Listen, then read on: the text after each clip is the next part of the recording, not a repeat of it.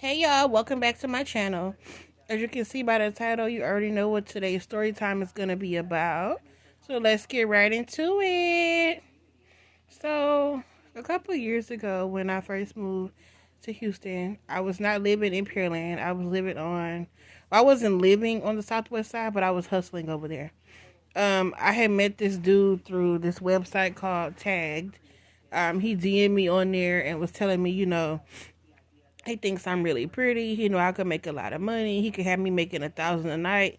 Blah blah blah. At that point, um, I had got kicked out of my mom's house for being insubordinate. Which means not listening to her rules. And the girl I was living with, the vibes were just weird. It's like she didn't want me there. Her people didn't want me there. And I'm very good with picking up on things like that. So I was like, well, shit. I'm gonna have to get my stuff and go. But what am I gonna do? And I explained that to him, and he was like, well, you can come to Houston, and I can put you on. Well, back then, I had no idea, what the street life was about, but I agreed to it, and I told him, well, what do you mean? And he was just like, I can have you making 1,000 a night. All you gotta do is go on a few dates, and with the guys, depending on your experience. That should have been a red flag, but like I said, I had no idea, about it. So like 2 days later, he came to pick me up. He drove to Dallas to pick me up. That's where I was living at the time. And he had this girl with him, and I didn't know who she was. Like I said, I didn't know anything about that lifestyle, so I know who the girl was. Obviously, it was somebody that he was, pimping or whatever. So I get in the car, and she was nice. She was like, "Hey, girl," and I was like, "Hey," and she was like, "You ready to get this money?" And I was like, "Shit, let's do it." I had no idea that it was gonna be as hard as it was. Dealing with him was so draining. We drove to Houston. We got back to her house. She had this really, really, really big, nice townhouse, and that's where we were for like the first couple of days or whatever. And finally, like the third day, he told me that he was gonna take me so I could get, like my first little amount of money. And I was so excited, like, oh my God, the time has finally come. I'm finna get paid, like my life's finna change. Your girl is about to level up, like let's do it. Oh, please don't mind me laying down, y'all. I'm super tired. I'm getting ready to go run errands and I'm on my medication, so I'm tired as hell. But I did want to give y'all this story time because it's on my mind, so I can't get off my mind. So let me come talk to my gang, just let them see what's at 'em. So like the third or fourth day or whatever, he finally comes and tells me we're gonna go make some money. So he takes me to the north side of town, I believe. He told me, he was like, I'm gonna pull up right here, just get out the car and walk down the street. You should catch one. And I was like, catch what? And he was like, a car, like, like a date. You should catch a date before you even make it down to the end of the street. And I was like, all right, whatever. So I get out the car and I'm walking down the street. None of the cars stopped or whatever on my way going down the street, but they stopped on my way coming back. But I didn't take none of the cars because they were all talking about like $50, $40, $40, $50. I charge $50 for a quick weave, like, and that's on a bad day. I'll charge $50. Like, what do you mean? I'm finna charge you $50 for my body with some of this good Gucci? Oh hell no! So I got back to the car and he was like, "What happened?" I said, "They weren't talking about no real money. They talking about $50 and $40 or whatever." He was like, "Them 50s and 40s add up." And I just looked at him like, "You better tell your mama to do it." Like it's not happening. Like hell no, no. Mm-mm. So I got back in the car. He had an attitude. He was going off on me. He was like, "Listen, like if you want to be around," he was like, "If you want me to," he was like, "If you want to be around me, you gonna have to make some money because we gotta get you a car, we gotta get you an apartment, blah blah blah." And I was like, "And how long do you think that's gonna take?" And he was like, "It's up to you, depending on how much money you get." And I was like, "There's not like a class, like you're not gonna teach me how to get no money." He was like, "I am." He was like, "I just told you what you need to do." And I was like, I heard of this thing called Backpage before." He was like, "Yeah, I can post you on Backpage, but I don't know if you're ready for that." And I was like, "No, I'd rather do Backpage than to work the track because at least with Backpage, I have a little bit more control. I can control who's gonna come to my room. I can control who's, if I want to deal with the person or not. I can see what they look like. They can see what I look like. Things of that nature. So he took me to the north side. Oh, he took me to. We were already on the north side, so he took me to a Motel 6, and it was a newer one with like the orange looking blankets or whatever. It was like a newer style one, and it was a Burger King and a McDonald's right there. That was it. He was like, "All right, I'm finna leave." He was like, "I'm gonna give you." He would have took me to Boost Mobile to buy a phone. It was my first. I remember my phone. It was my first HTC Boost Mobile phone. That was my phone. Like I loved that phone. That phone had like a lot of my old pictures in there from when I used to hustle. A lot of pictures of me and my money in there. Like it was a nice phone. Well, um, he was like, "I'm gonna leave, and I'm gonna leave the phone. I'm gonna leave the phone with you." He's like, "I'm gonna go post you." It costs like $12 to post, something like that. The more money you spend on posting, the more money they're willing to spend because your ad pops up like at the front of the list. So I started like an hour later, my phone starts ringing like crazy, and I'm getting like how much and what side of town you want. I had to tell them like I'm not doing anything but in cause, so y'all would have to come to me or I'm not going nowhere. So they were all like, okay, cool. I had no problems. I made like $200 in like 30 minutes. Like the first, they were all, both of them gave me like $100. And one of them, we didn't even have to do anything. He just wanted me to watch like an adult movie with him. So that was pretty cool. I was like, that's what's up. So I called a dude back over there and I'm like, hey, I just made my money. I want to go get me an outfit. I had to make my money. I want to go, not an outfit. I want to go get my nails and my feet done and then we can continue. And he was like, all right. He was like, but you need to wait till your phone stop ringing so much, and then we can go ahead and leave. And I was like, all right, cool. It was early in the day. It was in the morning time, so I wasn't tripping about that. I had all day to be able to go get my nails done if I wanted to. So, um, what happened? So, he ends up coming over there anyway to check on me, aka come and take my money. And I was like, what are you doing? Like, what you doing? He was like, you ain't never had a pimp before? And I was like, no.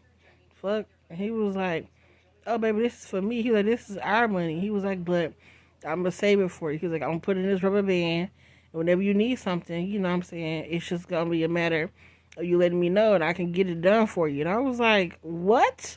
Hell no. Nah.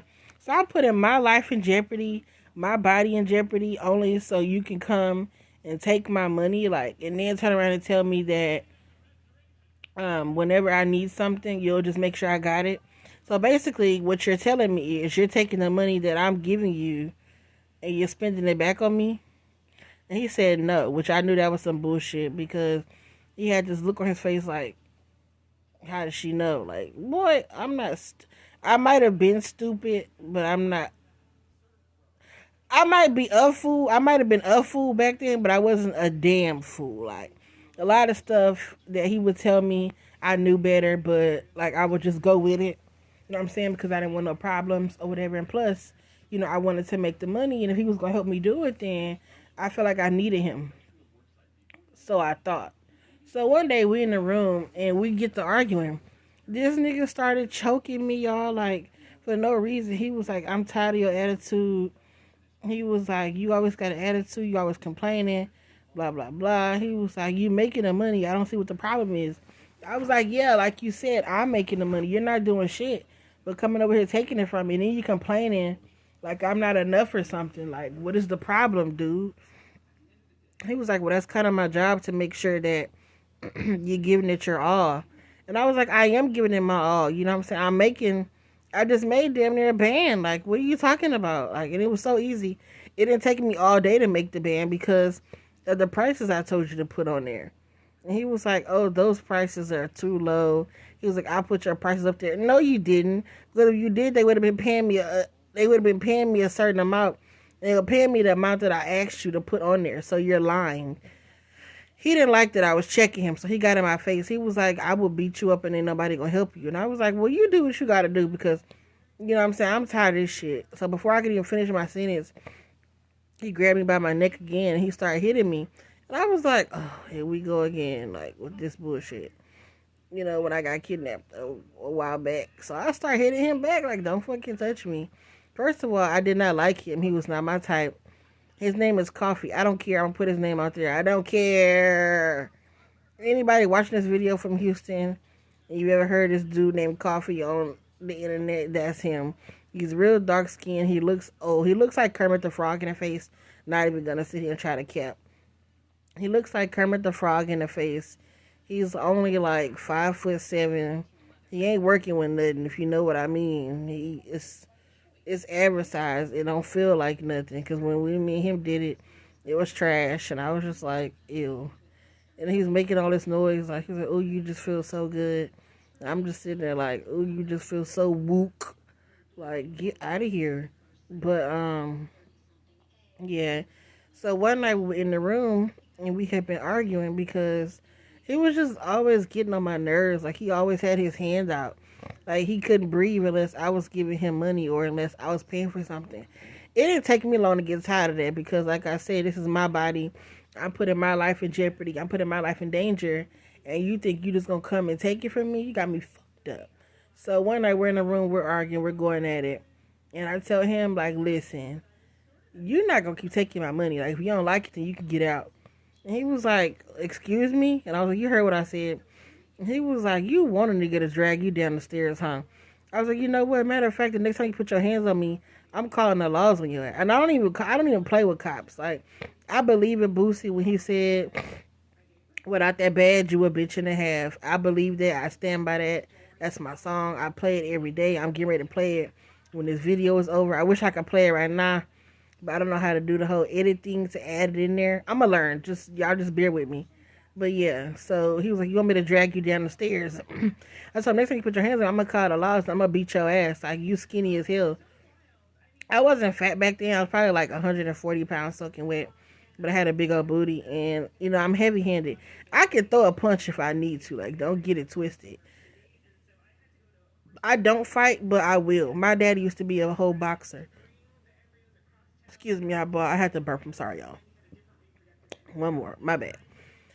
My daddy was a whole boxer back in the day, like a professional boxer. Like, he used to go, like, out of town, travel and box. So, I had to learn. I got some fight in me somewhere. Gotta be.